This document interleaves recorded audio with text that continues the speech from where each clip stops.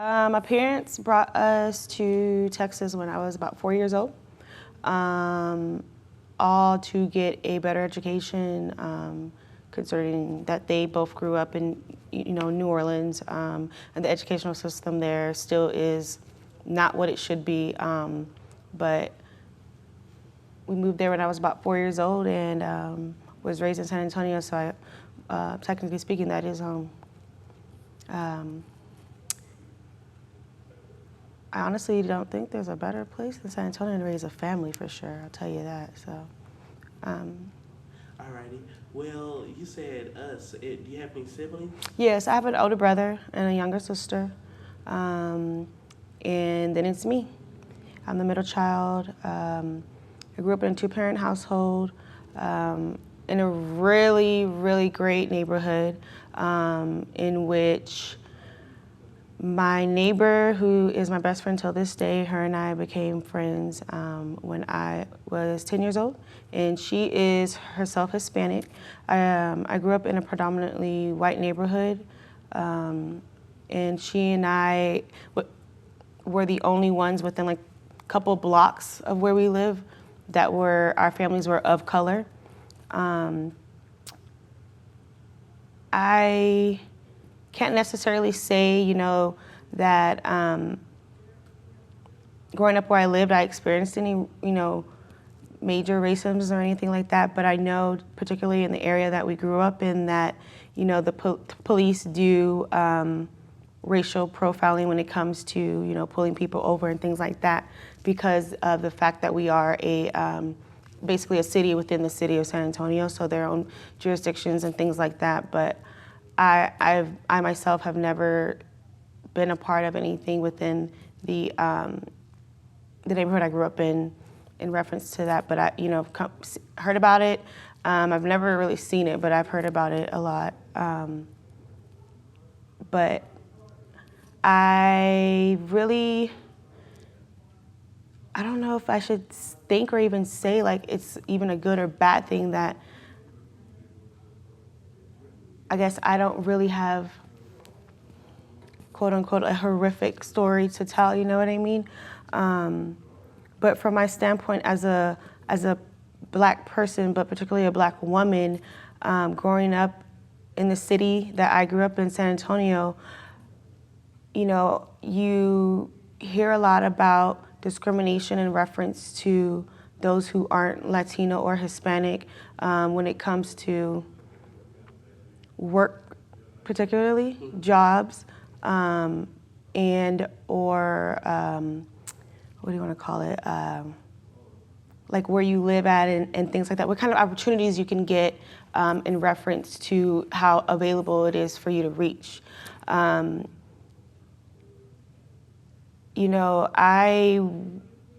am aside of being a student, I am a leasing agent. I work in the apartment industry. In which I know for a fact racism in that setting with, being non-Hispanic or Latin, that it does happen in reference to the job, the ladder to move up within whatever corporate settings and things like that.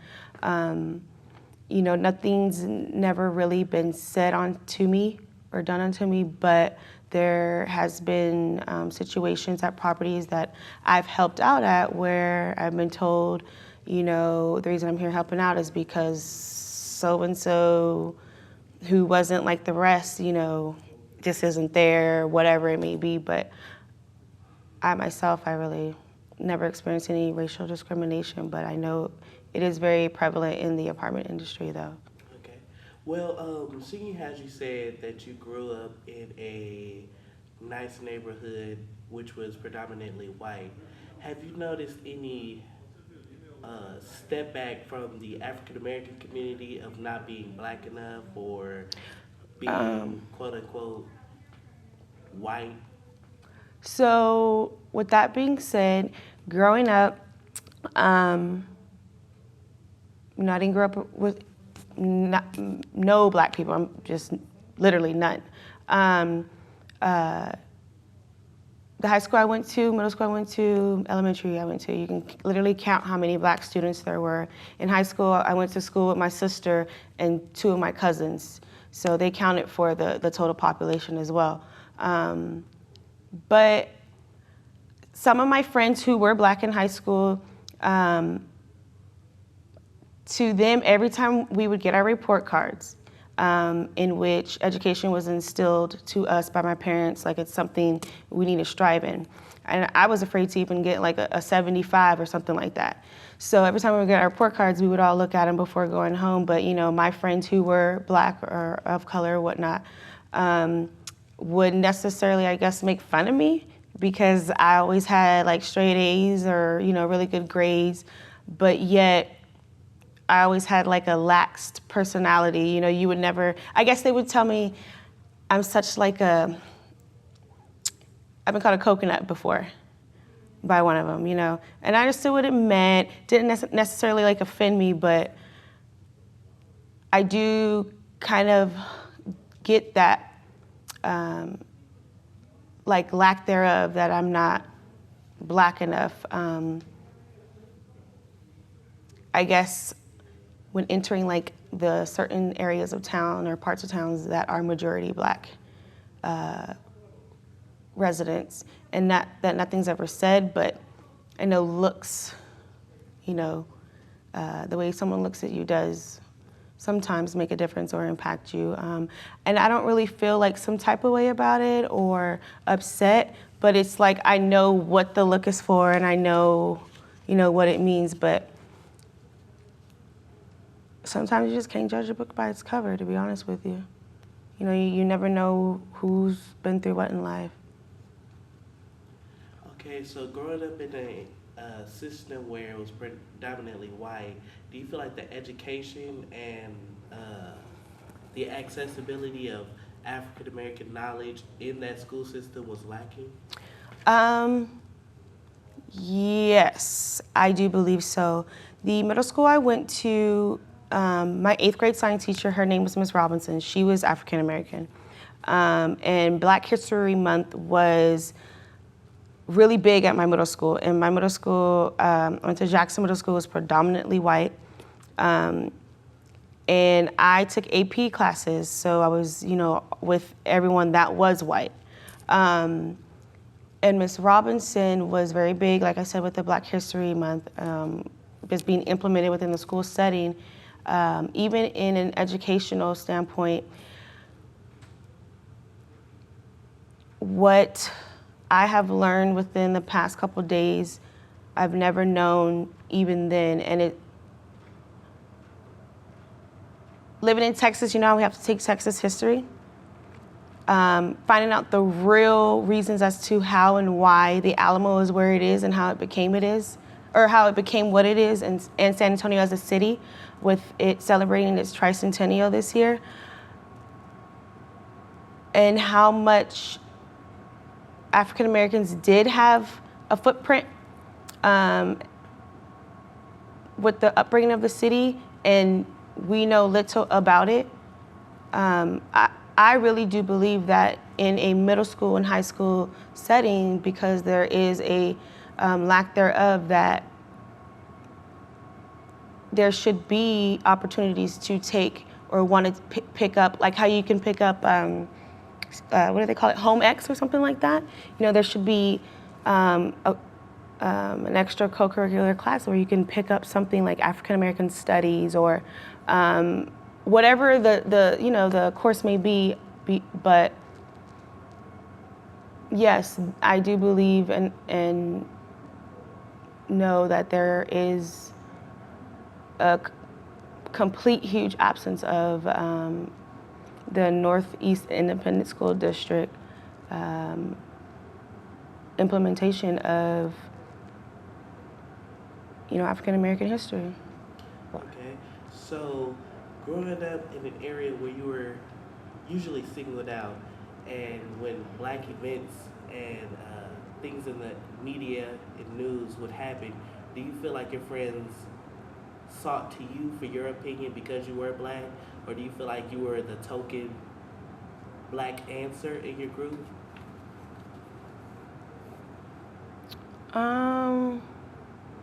Particularly with that question, I'm gonna be honest, like I don't have a relation to it whatsoever. Like I don't have an answer to that. Okay. Well, more about you, your background in your life. So after high school, did you go to college? Right after high school, I did go to college. I got married and everything, in which after getting divorced, I moved back here to San Antonio, and met my boyfriend who I am with now, and he is white. And it's funny because now that I'm thinking about it, we actually grew up in the same neighborhood. But like we were speaking of earlier, yeah, we are an interracial couple, literally night and day, but yet we love each other. We do get the stares. Never been told anything, verbally or anything like that in public.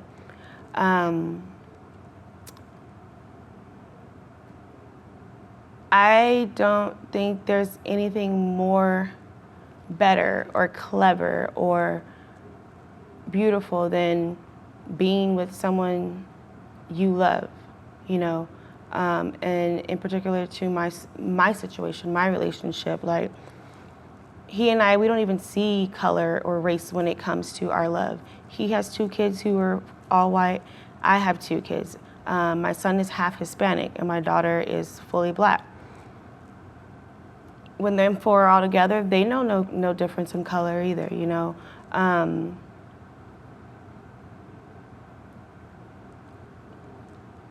I think it's kind of crazy and cool, like whenever we go out in public with me, him, and our 4 kids, like we just look like a plethora of like just races, and it's kind of crazy how we get the looks and the stares, but at the same time, it's just, I know it's because people normally don't see it, but what can you say when you're not exposed to something that much, and you see what you don't really see, but you don't know how to take it in other than just stare. Sometimes I'm not gonna lie, if it's just me out in public by myself, I'll just be like, can I help you?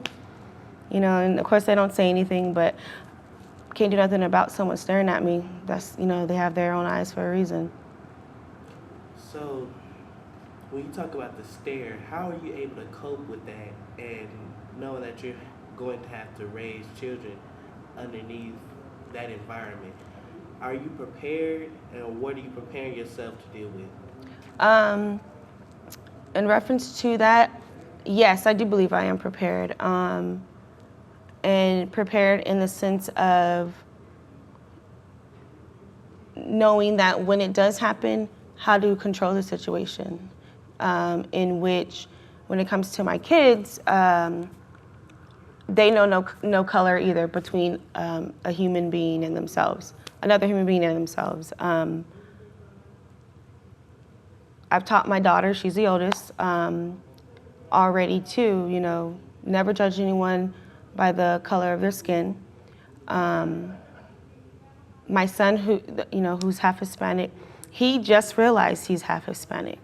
And I've always wondered, since he was able and capable of seeing the difference in colors of skin between his dad and I, if he ever, like what he thinks, you know what I mean? And what's kind of funny is this past November, we were at my parents' house for Thanksgiving, and my son was eating. I was standing on the other side of the counter eating too, and he goes, "Mommy, guess what?" I was like, "What?" He goes, "I'm a racist." And I kind of chuckled, but was just like, "What do you mean, Julian?" He was like, "I'm a racist." And, my mom starts laughing because he mentioned that to her earlier that day, but she clarified to me that he was trying to say he's mixed race, half black and half Mexican. And, then I really laughed about it, but I, had to inform him and teach him, it's not that you're a racist. I told him what a racist is, and I don't even know if he really understood it then because he's only 7, but he understands that he is of mixed race. And I just want him to know, and my daughter to know, that that's very beautiful. In conclusion of teaching my kids how to deal with the stares or the nonverbal or physical, racial discrimination stance, like I said, like just teaching them and showing them in reference of what I've been through and how I react to it. And usually it's just by either saying politely, is there something I can help you with? Or just keep on trucking, You can't, I like to think you can't help stupidity, especially if it's something that you can't control. You know what I mean?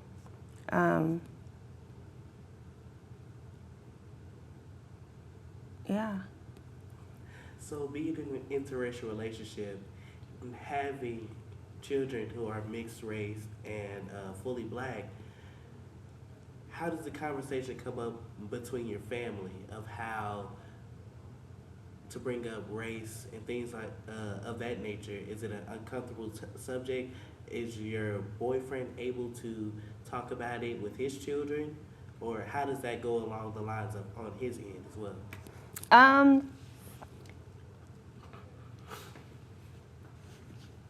So when we first started dating, I knew for a fact his kid's mother, her family doesn't really care too much for black people.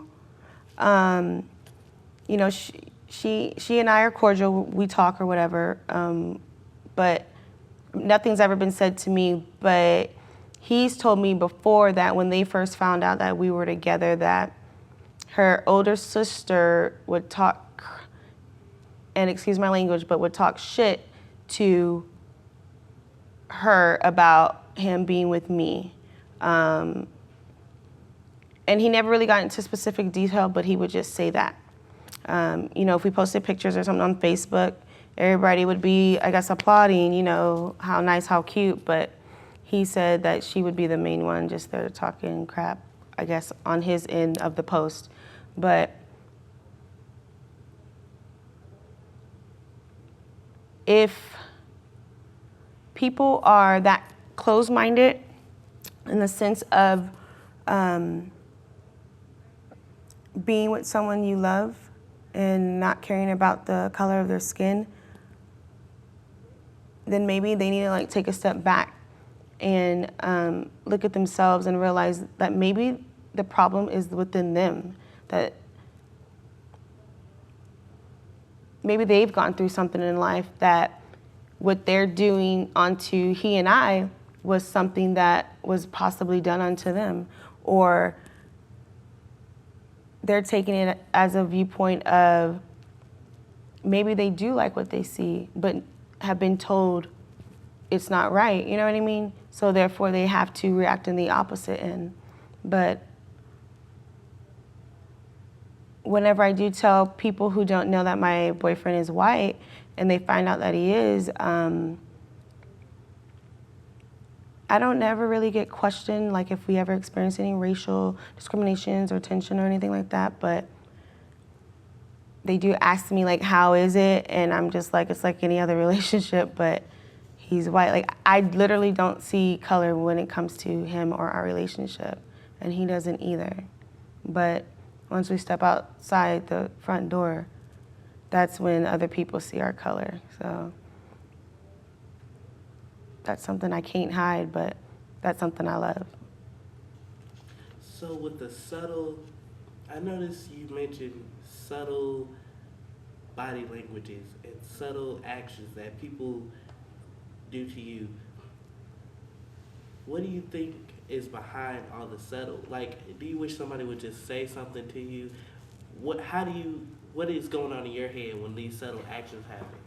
So honestly, I used to think when I was young, when people were staring at me, that it's because of how dark skinned I am. I've never had a problem with my skin tone. and I'll be honest in saying, like, I'm literally just now starting to really be like, dang, I love my skin. You know what I mean? Like how dark I am. But I really used to think it was because of how dark I am. But then as I got older, you know, right out of high school and stuff like that, I'm just like, what the hell? Like, what is it? You know, and yes, like I said, there's been times I'm like, what do you look like? Hello? But I don't know. Like, I really just don't know. And yes, I really wish they would say, because maybe whatever they have to say, whether it be right or wrong, good or bad, maybe, who knows what kind of relationship or friendship that outcome could be, you know what I mean? Because I also believe from every evil there's a greatness, so. Have you had to deal with colorism growing up?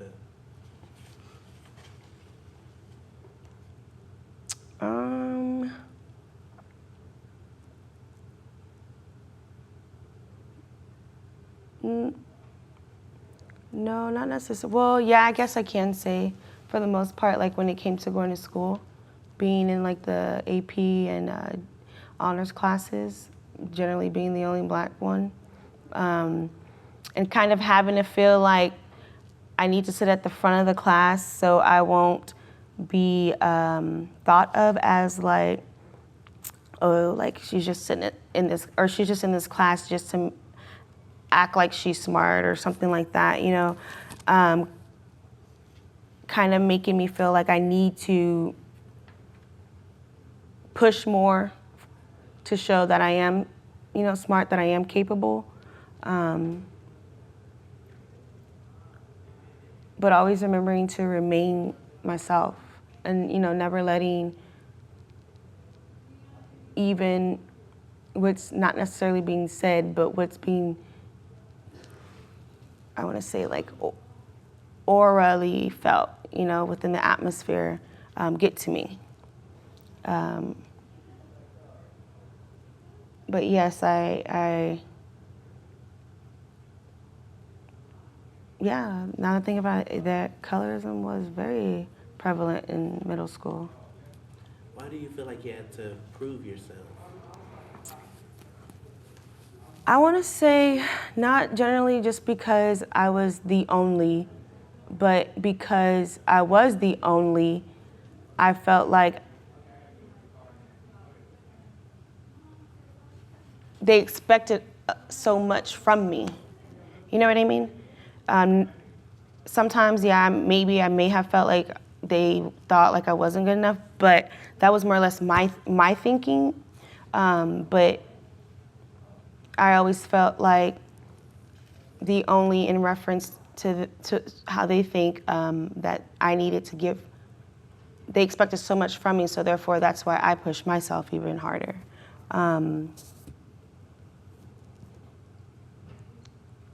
But generally, that's just how it was. Like that literally was my thought process back then.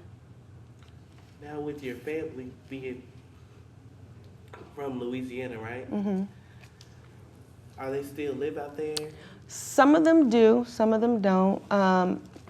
Actually, my parents moved back to New Orleans about 3 years ago. Actually, yeah, 3 years ago this March. And they are actually moving back here, I believe in June or July. The economy out there just doesn't cut it. And I can understand that coming from San Antonio, where, you know, the job market is very well out there and things like that. But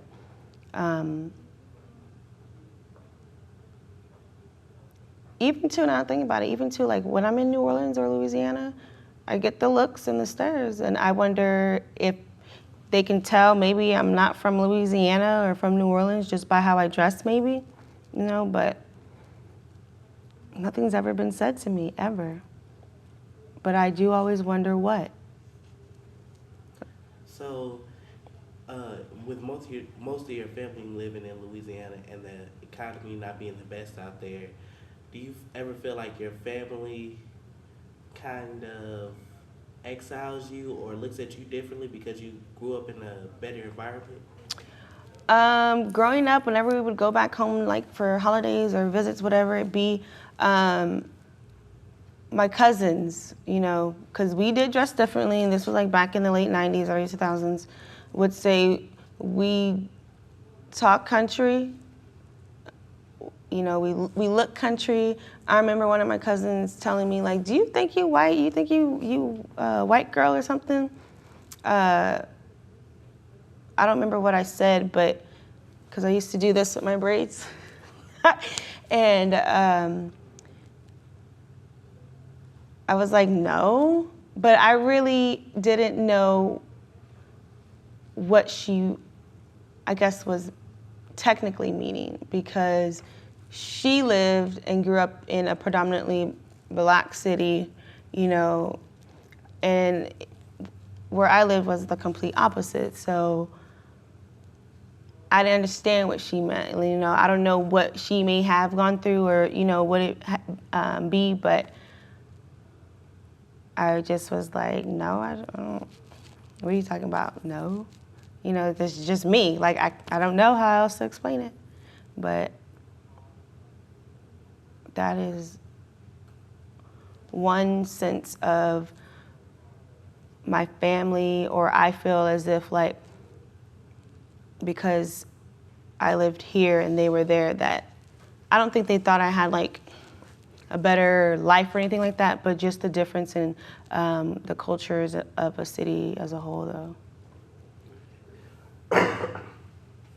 Excuse me. So you talked a lot about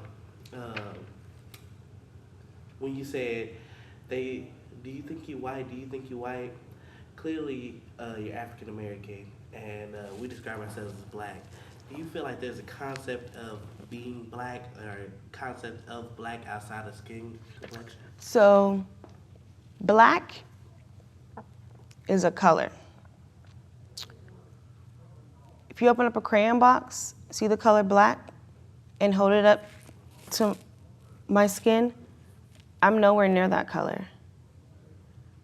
You know, or open up a marker box, or my backpack that's sitting right there. Like, I'm nowhere near that color.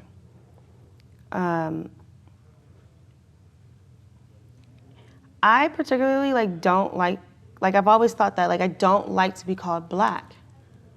Or,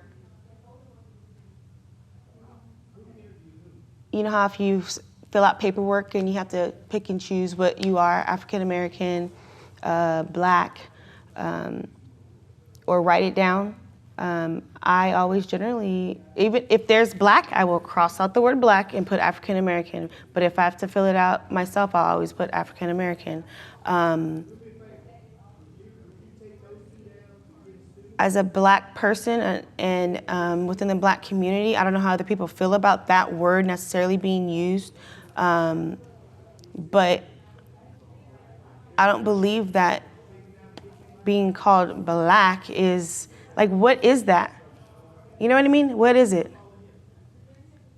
Black isn't who I am. You know, with that spectrum, I just think of, I don't even think outside the box. I think outside the whole entire world with that. Like, why?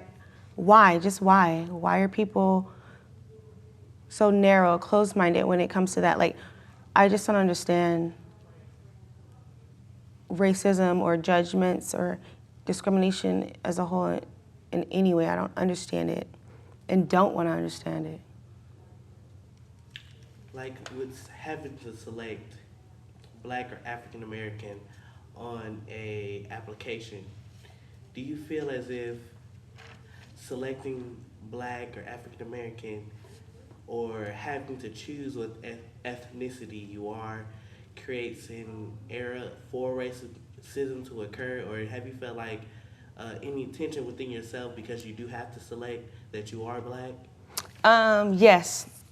And so I will fill out any type of survey that, you know, from a Walmart receipt to a Popeyes receipt, especially when, you know, I got good customer service. And typically I'm filling out Walmart receipts. Anytime I go to Walmart, I'll do the survey. And they always ask you for, you know, your zip code and your ethnicity. And I never put my ethnicity, ever, okay? This one time that I put my boyfriend's zip code and that I was white or Caucasian, whatever they had there, was the only time I got like an email back saying, I want a gift card. Because you know if you do the surveys, you win a gift card, was the only time. And it's crazy because whoever's reading those, submittals of those surveys, they don't know who you are, not even one bit. But who's to say because of this ethnicity or category or this zip code or area that I'm any different from anyone else who answered your survey? So you feel like that can be a form of systematic racism? Yes, definitely. And because you dealt with that, do you feel as if that question or small instances where you do have to identify yourself as black, you're discounted or seen as other, or sometimes I don't answer those questions, and it's just because of my mentality of race and my ethnicity in general. Like, I know I'm black, I accept it, I own it, I love it. There's, I don't think anything else of my race or myself, even in general. I just don't see color. I just don't. So yeah, there are a lot of times that I just don't input it because I don't see the sense in it. But I do know that when it comes to the apartment industry, when people who are looking to move in as residents, that question is asked too. I do know that a lot of them are skipped over if you are black. I know that for a fact. And I think that's a shame because I don't know if they're thinking automatically because you're black, you're not gonna be able to pay your rent on time, or we're always gonna have problems with you, or whatever it may be, as a resident. But giving a person the opportunity or the chance for a place to call their own or a roof over their head, and depriving them of that is, illegal. But yet, how many hundreds or thousands of applications like that are looked over across the country alone? That what was done is illegal and something's done about it. Have you ever had an instance at your job where you felt, not towards you, but towards a customer, that they weren't given fair treatment because they were black, or they were looked over with being in real estate or even a previous job, that because the person was black, they were given a different treatment than somebody else would have from your coworkers or employer? Yeah, so I was working at this one property in which he was about maybe like no older than mid-40s. He was a black resident, a male, and I can't even recall his name or apartment number, but he lived on the 3rd floor, and he was disabled, but he was functional in life. Okay, so the property had major AC problems, HVAC problems. His particular apartment had problems. His AC went out. Of course, our maintenance would go to fix it, blah, blah, blah, whether it be myself or the other leasing agent putting in the work orders. They tried to. So, there's a law that at a certain temperature, if your AC isn't working, that, you can sue whatever your landlord, property owner. At that point in time, his AC just was not working. He's disabled, on dialysis and everything. It's the weekend, it's a Sunday, and I have my kids. We're going somewhere. The on-call maintenance, you're supposed to answer their phone. Don't. Okay, and he's Hispanic. The assistant manager is Hispanic. And then I was like the on-call leasing agent, in which I was the only black one in the office. But, so if the maintenance doesn't answer their phone, the manager phone rings. And then if not, then my phone rings. The system is set up that way. And I know, and everybody else would know whenever anyone else would get a call and it wouldn't be answered because the voicemail comes to everyone else's phone too. And it was that resident complaining that his AC isn't working. And this day it was like 100. I know for a fact at least 100. But yet the maintenance would not answer his phone. I even called him and was like, he didn't answer the phone the first 2 times. I left 2 voicemails. And then after I called back the 3rd time, his phone went straight to voicemail. So I'm assuming he probably turned his phone off. So I had no choice legally and literally, but to take my day and that I have to my kids, go to the property, open up the maintenance workshop, stroll the little portable AC unit that we have up to the 3rd floor for him, in which I had my 2 kids helping me do, and hook up the AC for him, because for whatever reason, the maintenance just would not answer the phone call, nor would the assistant manager. And I don't even know if it was necessarily the fact that it was a racial discrimination viewpoint, but that was just my taking from it, and honestly, I don't even think either of them ever told me thank you. Now that I think about that. So you're welcome. So working with that company and that issue happening, how did you feel about the company after that? After that happened, I actually stopped working with them about a month and a half later, but it wasn't because of that. It was just because I had a better job opportunity. But that company wasn't a bad company. It was more or less about the actual employees themselves. So, because in all honesty, that company, that property management company as a whole, for them to hire someone as me, in which, if you look at me, I don't know what people think, but generally, I know I don't look like I'm a thief or anything like that, but I do have a background record. And sometimes it is hard for me to get a job.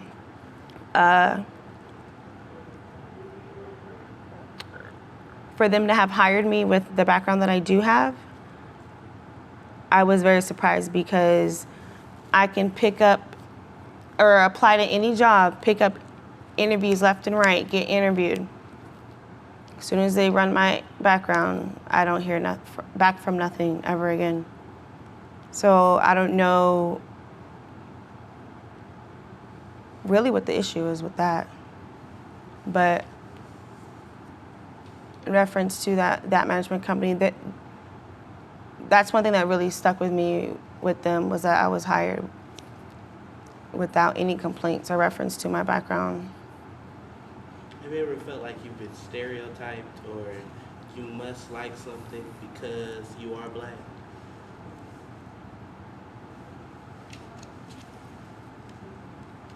No.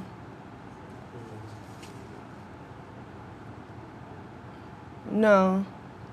But I was asked the other day by one of my classmates, because I was like, "Ooh, I'm hungry. I want some chicken," but I was thinking of like some baked chicken, and he was like, "You want to go to Popeyes or something?" But I know he was joking, but it's just like, why? Because I'm Black? But no, I've never actually been, because I'm Black, I have to like a certain kind of music or wear a certain kind of style of clothing or anything like that. So you go to St. Philip's College? Yes, I sure do. And St. Philip's College is actually located on the east side of San Antonio, and the east side of San Antonio is predominantly Black. And I live within like 5-minute drive, maybe less than that, from the school. And I've lived on the east side of town for the past 2 years. And in which the property I live at, I used to work for, but stopped working for them and just didn't feel like moving. And I've never lived or even really been throughout my upbringing in San Antonio on the east side like that. I still don't know anything about the east side. You know, I go to school and that's it. But I know within this side of town, there's a bunch of life. There's a bunch of stories. There's a bunch of, what do you want to say? Like, there's a bunch of people who just need to be shined or waxed so they can be shined. And I think there's just like inequality when it comes to that. Like basically like that part of town is covered up. Someone needs to lift that cover. So how do you feel being submerged in African American culture now, since you've grown up in primarily white schools, now that you go to a school where it's predominantly black? How does it feel to be submerged in that culture? I'm going to be very honest. I was scared. Not scared because I was afraid of being, you know, somebody talking crap to me, but just scared because this is the most I've ever stepped foot on an educational institution, and it'd be more than 10 black students. So very, very fearful. I guess I can say when I first started there that I did feel like I wasn't black enough, maybe. But I never wanted to, or do I not want to still this day, to conform to what other people think or believe or should be done or said. I kind of, in a sense, since being a student here, have been like pinpointed as like the specified girl of the campus. You know, ask Tara, can I do this? Can Tara do that? In which some of that has kind of taken my fear away. I feel more welcomed. And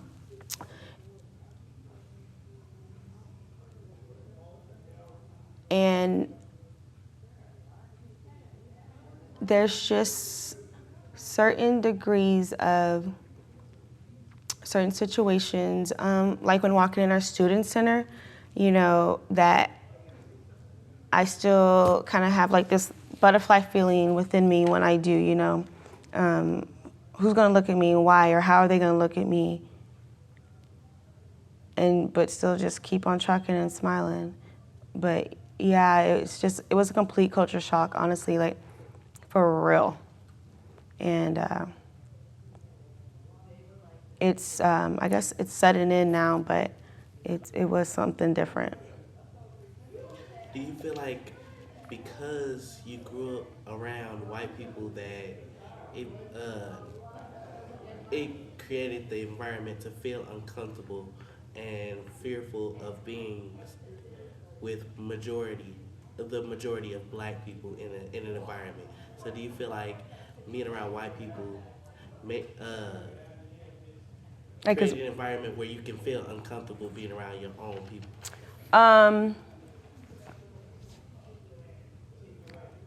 Yes. So sometimes if I go out like to a club or wherever it be, and me knowing the majority is black people, I do feel uncomfortable because I don't dress the look of I guess a quote unquote everyday like person or black girl. I have been told I don't look like the normal black girl many a times, but who's to say who's a normal anything, you know? But like if I walk into a club or something like that, I do feel uncomfortable because either one, they're looking at me because they know like I'm not like from that side of town or whatever, or two being maybe it's just the way I dress, or I really don't know, but I'm always in that situation of being stared at rather than anything being said or done to me. So that's just something I'm like, I don't know, I can't call it if it's racial or what, but for the most part, like, I feel like it may be. But yes, like growing up in a white setting and doing things now as an adult in, predominantly, black settings, I'm just like uncomfortable, but I have to deal with it. Do you feel like if you were involved more with African Americans, or if white people were involved more with African Americans, that this feeling of uncomfortability will be removed? Or is that something that you would hope to see? Yes. Actually, in San Antonio, we have what we call the Taste of New Orleans. Also during, MLK, we actually have the biggest MLK march in the country, in San Antonio. And believe it or not, I don't know if we have the most white attendance there, but believe it or not, when I say we have some, white San Antonians who definitely are there for pro and everything, positive, like, it's shocking to me, you know what I mean? But yes, I do feel like there's a lack of wanting to, what do you want to say, like, get together, or lack of, I can't even find the word right now, camaraderie from the black community to want to implement themselves in the white communities. Just because I feel like that they feel either it's boring or they're gonna be looked at as stupid or lame. And then in reference to the white community associating themselves with the black community and working together to do whatever it be, it's seen and done in San Antonio, but not for that aspect. It's always done for something promotional and not for something in, like, reconciliation purposes, in which now that I'm, like, really realizing, it's really sitting in my head right now that there isn't nothing like that. I'm thinking, what can I do, as a young African-American female who's living on the East Side, who's never known what it was like to even go to school with more than 10 black people.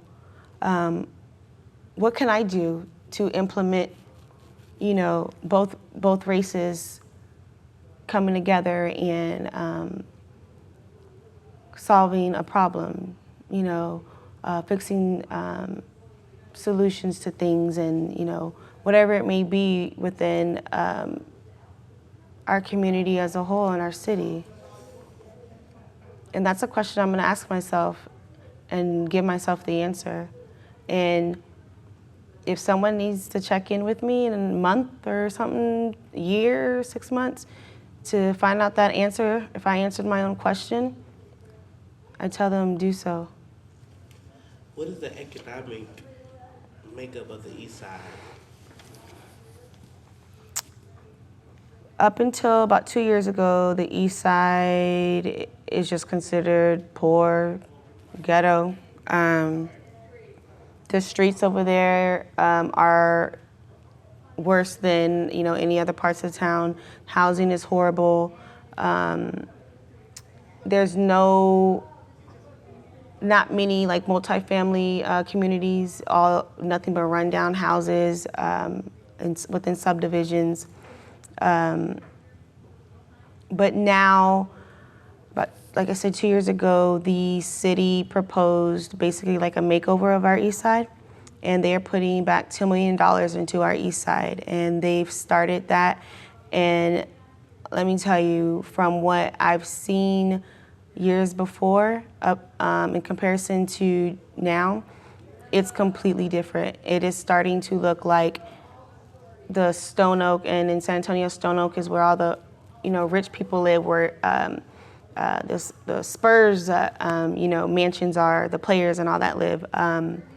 It literally is starting to look just like the north side or northeast side of town and everything like that. So that's something that I'm glad and proud to see and say that is going on within, my residence. Do you see a lot of or see or hear a lot of the East Side being poor and being thought of as black, and the other section as being white? And how does that make you feel like that the correlation can be made?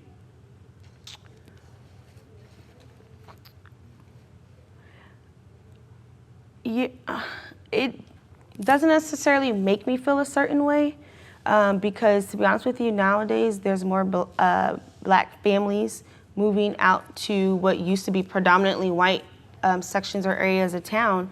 And San Antonio is a military city, so we have all kinds of races and ethnicity there. But like I said, I really don't feel like that it's necessarily the white or the black side of town. I really feel like it's more, or poor or rich. I really feel like it's more, this is just where we've been and this is just where you're gonna go. Like if I tell people what side of town I grew up in, yeah, I'll hear, oh, you grew up on the rich side of town, you must be rich. I'll hear that. But I've never heard literally from someone else saying that this is the poor side of town or that's the rich side of town. But just by looks that it is. And I hear a lot about the non-color bias and not being able to see color and looking past race. How do you feel like your upbringing accounted for that, since you were the minority that was surrounded by other races? Do you feel like that helped you in your non-color bias because you had to be forced to see other colors? Mm-hmm. I really do feel like it did, honestly, because once I got older, by the time I was in middle school and was more aware that I was really the only one, although nothing ever was said or done to me, I kind of started to be a little insecure about being the only one. But then being there helped make me feel comfortable. Learning who my peers were, whether it be white, Hispanic, or Asian, anything other than black, helped me, I guess, to be colorblind, quote unquote. But it also had to do a lot with how I was raised by my parents. In which my dad always taught us to be a leader, not a follower. And I tell my kids that till this day. And he would always say, how I told you my parents grew up in New Orleans.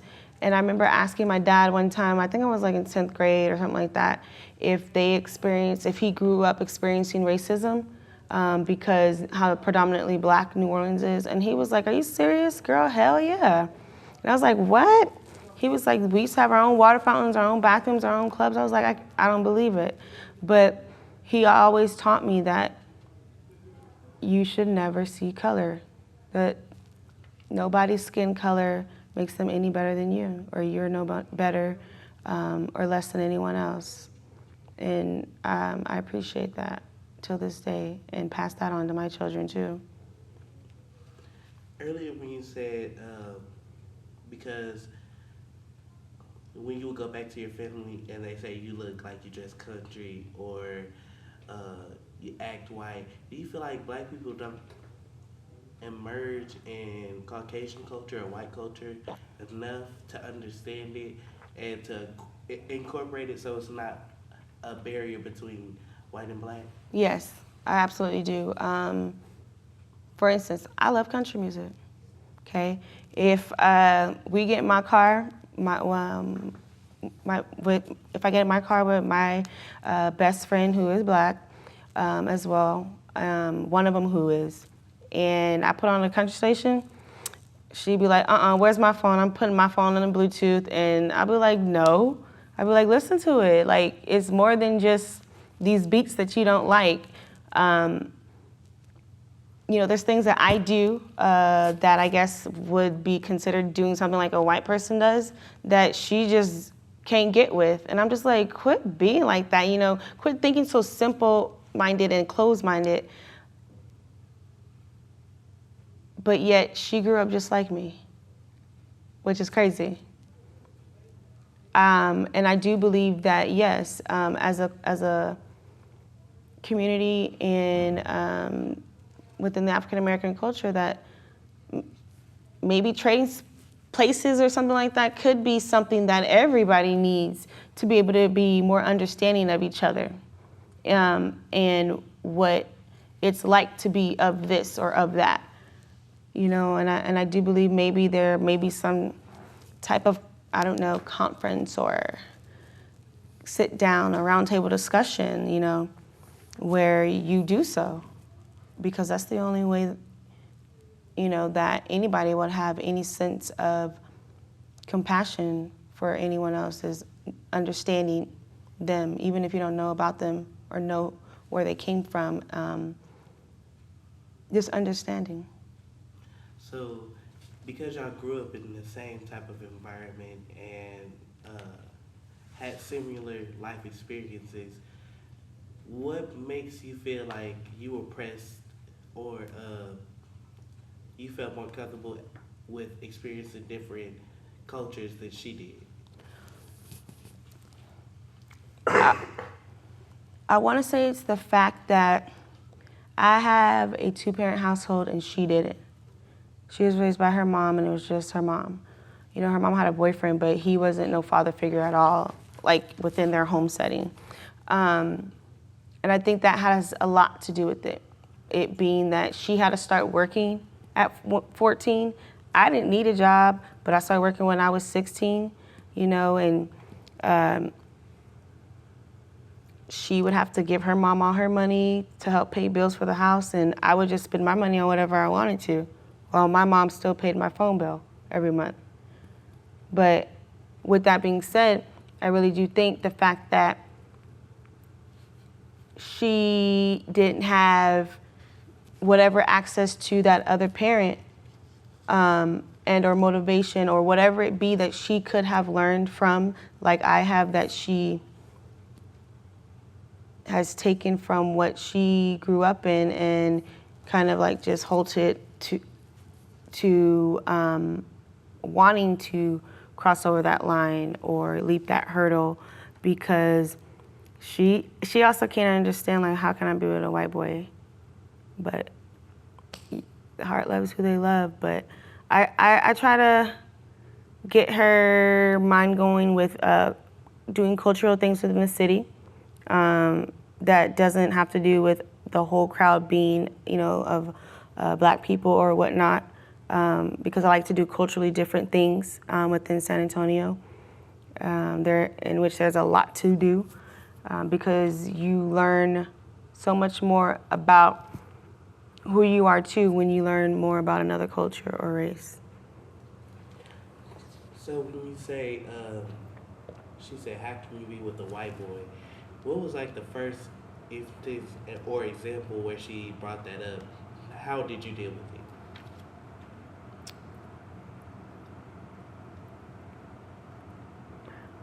I guess I just I'm not explaining. Like, I didn't have any way of dealing with it because it was just something that I've been told before. Like, you can't control who I'm with. I don't like what you like. You don't like what I like. You know what I mean?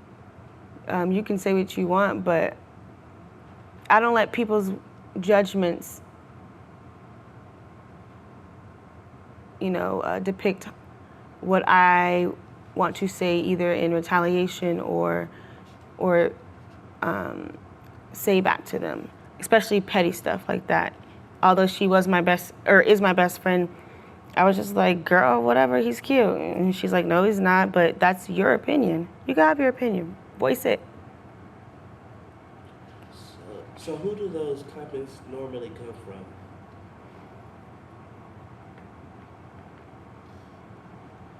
More or less like my friends. Because if I were to tell like a Hispanic or another white person that I'm with a white boy, that they don't say anything like that. But it's always when we go out in public together that we get the looks though. So how does it feel that the many of your encounters where they're questioning or giving negative connotations about your relationship happen from close friendships? I think that generally is like puts me in a kind of mode of like, once again, back to being able for someone to understand or to empathize, if not even empathize, just sympathize with the fact that I am choosing to be different. I am choosing what I like. I am choosing maybe the opposite of what you're taught, but this is what I want to do. You don't control me. And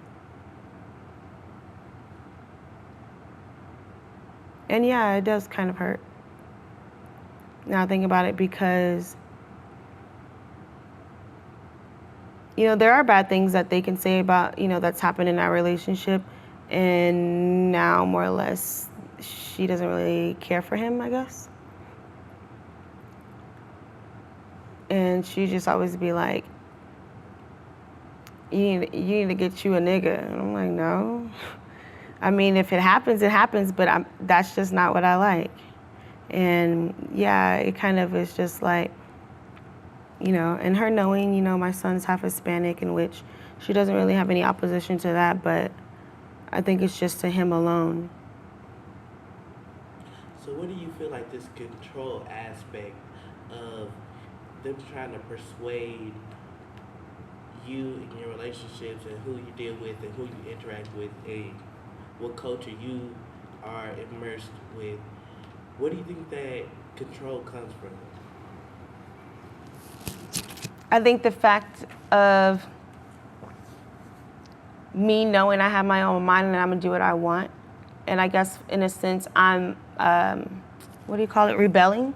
That they feel like they can either say something to make it seem as if, as if they're in control, or as if they can do something to stop me from doing whatsoever with my relationship or who I choose to date that's outside of my race. In which my grandfather, my maternal grandfather, who's still alive this day, he knows I'm with my boyfriend, but he's not racist or anything like that, but I guess in a sense it is a form of racism. But he's not mad or hates the fact, but he just doesn't agree with the fact that I'm with a white boy. But he's met him in person, is cordial with him and everything, but he's an old school, and I think he just believes, like any old school black person does, that I've heard before, just you should be or marry your own race. And how was the interaction when you met your boyfriend? It was very short because we were actually leaving. So he talked to him. Whatever little conversation snippet they had, they talked to each other. There was, no problem or anything. My grandfather has never told me nothing after that, but I was actually happy to see that, you know what I mean? Because I knew that before he ever met him, but I knew my grandfather would never tell him anything, but I was actually happy to see that. But I guess that's what you do for a loved one, Do you think you'll get the same thing from your boyfriend's side? I know you said earlier that they have all these negative things to say about you. Yeah, so his side of the family, they welcome me with open arms. I don't experience any discrimination or judgments or anything like that from them. And I guess I can say, like, I think his side of the family is the type of, I guess, white or Caucasian people that don't see color, you know? So, yeah, I'm welcomed very much so by his family. Like earlier with your sister, you said his sister or something? Yes, his ex-wife's sister, in which their family, their side of the family, because we all went to school together, their side of the family are like that. So do you ever think there'll be a amicable relationship with you and his ex-wife, because that whole family dynamic with his children? Do you think that there's going to be any drawback because you're black and they don't want their children to be around you? So only until literally this past December have his ex-wife and I, like, talked to each other. Only because I don't know if it was because of my race. She's never really told me anything, but I'm assuming so. The fact that he didn't want to, they were already separated, but the fact that they're still married, she was still trying to work it out, and he's with me, a black woman.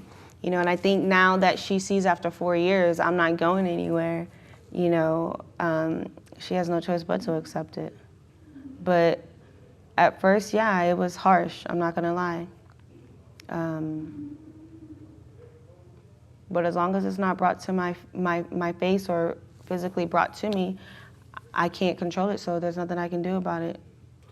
Do you ever feel like there's a tension within yourself because you know these things and because they're not being addressed, it's changing your perspective on how you deal with her, how you deal with her family, because you know she has these feelings towards you and she might not ever address them?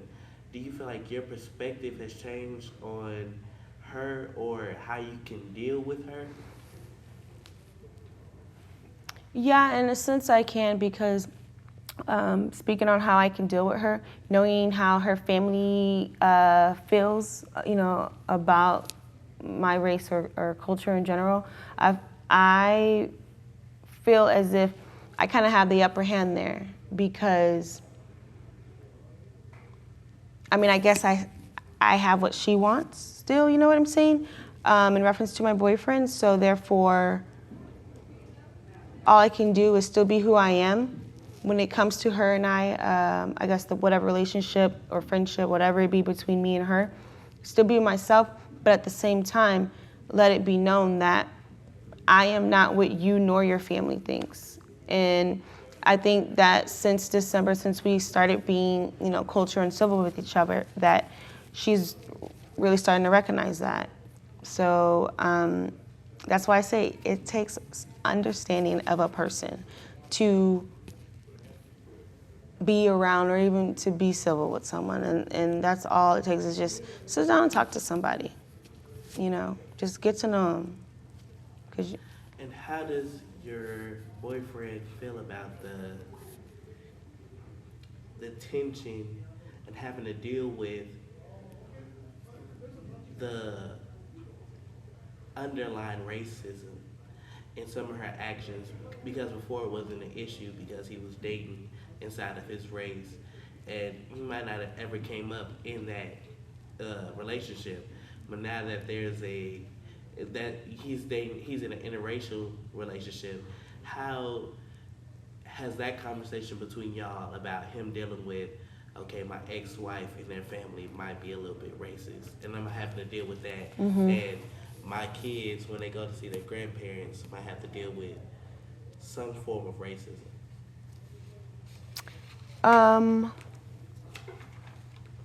I don't know from the kid's standpoint, because he's never come to me and told me like, hey, this happened or something like that he's heard or whatever happened from her side of the family.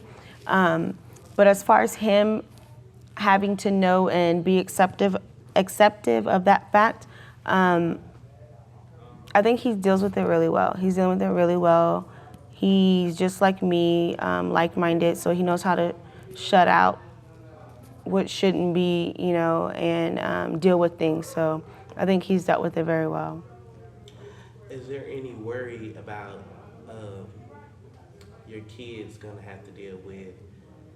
Because even though if y'all get married, speaking on the future, and y'all kids hang out together, and all the kids go up to see to the grandparents or something like that, you don't separate them. They all go to their grandparents' house. Do you feel like there's gonna be any type of like racial tension or separation because these are my white grandchildren, instead of seeing them as these are my grandchildren, period, integrating the families? Do you mean between his family or his ex-wife's family? His ex-wife's family. My kids have actually been to her mother's house for his son's birthday party, and I was there too, in which I think that is the reason why, her and I are friends right now, because I'm gonna be honest, like, although her sister was whatever way she is, their family is whatever way she is, or they are, that, I wasn't, sit down and, put your feet up type welcome. They made an attempt to talk to me, conversate with me, but I just was very comfortable and just remained myself, although I was just kind of fearful or skeptical of how they would react. But it went well, honestly. That's great. Well, I had a great time talking to you, and I'm glad you got to tell your story. Is there anything else you want to add that I didn't ask you that you would like to let known and air? Yes, the fact that although racial discrimination and prejudices and, judgments are very prevalent in this world and country against all races, but particularly today, the African American community, there are times when, like myself, things don't, or racism or colorism is not there, but it's there. And for someone like me coming in here thinking I really don't have like a story to tell, but talking with you and you asking me these questions, it coming back to memory and to mind the fact that although I may have never verbally been told something or whatnot, but that I have experienced some form of it. And not that it has never affected me, but I just want it to be known that racism comes in all forms, whether it's seen, spoken, or heard, or not, but it's there. And that integration of all races in the Black community and white community, I think there just needs to be something that, like I said, there's a round table or something that trading spaces, needs to happen, just like a day in the life of. But I just am very grateful for my upbringing, that I didn't have to experience any of that, and that I kind of still don't. I'm just very grateful for the upbringing that I had and just the life experiences and everything that I've been through in reference to my race and who I am and how I was raised outside of my race, raised in a community that's outside of my race, that's made me who I am. So that's why, more or less, like, I just don't see color. Because I guess I experienced a double negative, being Black and a white, both of them, you know what I mean? So I guess what I have to say is, from whoever views my video, I hope they take from it the same mentality and lessons that I've been taught growing up, that there is no color, and color should not be an issue. Your skin color is something that does not depict you. What depicts you is what kind of person you are, your integrity, what kind of stamp that you are putting on this world or within your life or within your community. The coming together of all races should just be something as a camaraderie rather than a coming together of races, so we can all be equal. So after us talking, do you feel like you'll be a little bit more receptive and kind of aware of the unspoken racism that happens to you? Yes, like definitely, like I really am, because maybe now I can really just be like, if I get stared at, like, what is it that you're staring at? You know, like really ask them instead of being like, can I help you? You know, and find out, because that's a question that's never been answered, and I really want to know why. Well, that's great. Well, it's great talking to you. I appreciate you and your time. You're welcome. Thank you. Thank you. You did ask me a lot of great questions. I really did appreciate that. That helped me realize it too.